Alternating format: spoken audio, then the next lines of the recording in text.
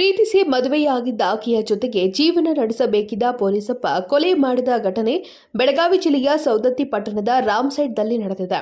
3 ದಿನದ ಹಿಂದೆ ಕೊಲೆಯಾಗಿದ್ದ bus conductor ಕಾಶಮ್ಮ ನೆಲ್ಲಿಕಟ್ಟಿ ಗಂಡನಿಂದ ಕೊಲೆಯಾದ ದುರ್ದೈವಿ. ಪೊಲೀಸ್ ಪೇದೆಯಾಗಿರುವ ಆಕೆಯ ಗಂಡ ಸಂತೋಷ್ ಕಾಂಬ್ಳೆಯಿಂದ ಕೊಲೆ ಮಾಡಿದ್ದಾನೆ. ಕಳೆದ 13 ವರ್ಷದ ಹಿಂದೆ ಪ್ರೀತಿಸಿ ಮದುವೆಯಾಗಿದ್ದ ಕಾಶಮ್ಮ ಸಂತೋಷ್ ಮದುವೆ ಬಳಿಕ ಹೆಂಡತಿ ಮೇಲೆ ಸಂಶಯ ಪಟ್ಟುಕೊಂಡು ಕಿರುಕುಳ ನೀಡುತ್ತಿದ್ದ. ಯಾವಾಗ ಹೊಡೆದ ಬೆಳಿಗ್ಗೆ ಬಸ್ ಸ್ಟ್ಯಾಂಡ್ ಹತ್ತಿದ ಹಾಂ ಐಡೆಂಟಿಟಿ ತೋರಿಸಿದ ಐಡೆಂಟಿಟಿ ಕಡೆ ಆಟೋ ಏನು ಕಡೆ ಆಟೋ ಕೊಡೋಂಗೆ ಹಾಂ ಟಿಕೆಟ್ ಕೊಡೋದು ಹಾಂ ಟಿಕೆಟ್ ಕೊಡುವಾಗ ವಿಡಿಯೋ ಮಾಡ್ಕೊಳ್ಳೋದು ಮಾಡ್ಕೊಂಡು ಏನು ಶುರು ಮಾಡತ್ತೀವಿ ಟಿಕೆಟ್ ಕೊಡೋದು ಮುಂದೆ ಗಾಡಿ ಹೋದ ಹಾಂ ಮುಗಿದೇ ನೀನು ನನ್ನ ಮನೆಯಿಂದ ಹೊರಗೆ ಹಾಕ್ತೀವಿ ಅಂತ ಹೇಳಕ್ಕೆ ಚೆನ್ನಾಗಿ ಕೇಳೋದಿಲ್ಲ. ಟಿಕೆಟ್ ತೊಗೊಂಡು ಇಟಲ್ಗೆ ಬಂದಿದ್ದೀನಿ ಇಳ್ತಿದ್ರೆ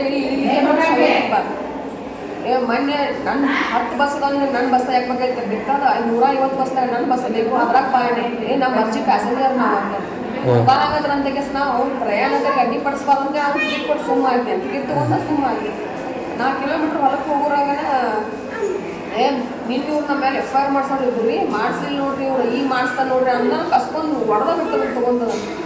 ಪತಿಗೆ ಟಾರ್ಚರ್ ನೀಡುವುದು, ದೈಹಿಕ ಹಲ್ಲೆ ಮಾಡುತ್ತಿದ್ದ ಸಂತೋಷನನ್ನ ಕಾಟಕ್ಕೆ ಬೇಸತ್ತು ಗಂಡನ ಸಹವಾಸ ಬಿಟ್ಟು ತವರು ಮನೆ ಸೇರಿದ್ದ ಕಾಶಮ್ಮ ಬಳಿಕ ಸೌದತ್ತಿ ಡಿಪೋಗೆ ವರ್ಗಾವಣೆ ಮಾಡಿಸಿಕೊಂಡು ಬಂದಿತ್ತು. ಇದಾದ ಬಳಿಕ ವಿವಾಹ ವಿಚ್ಛೇದನಕ್ಕೆ ಬೈಲೊಂಗಲ ಕೋರ್ಟ್ನಲ್ಲಿ ಅರ್ಜಿ ಸಲ್ಲಿಕೆ ಮಾಡಿದ್ರು. ತವರು ಮನೆಯಲ್ಲೂ ಇರದೆ ಸೌದತ್ತಿ ಪಟ್ಟಣದಲ್ಲಿ ಬಾಡಿಗೆ ಮನೆ ಮಾಡಿಕೊಂಡಿದ್ದ ಕಾಶಮ್ಮ ಏಪ್ರಿಲ್ 5, 2025ರಂದು ನ್ಯಾಯಾಲಯದಿಂದ ವಿಚ್ಛೇದನ ಕೂಡ ಪಡೆದಿದ್ದ ಕಾಶಮ್ಮ. ಇದಾದ ಬಳಿಕವೂ ಹೆಂಡತಿಗೆ ಕರೆ ಮಾಡಿ ಬೈಯುವುದು ನಿಂದಿಸುತ್ತಿದ್ದ ಸಂತೋಷ್ ಅಕ್ಟೋಬರ್ 13ರಂದು ಸಂಜೆ 8 ಗಂಟೆಗೆ ಕಾಶಮ್ಮನ ಬಳಿ ಹೋಗಿ ಗಲಾಟೆ ಮಾಡಿದ್ದಾನೆ.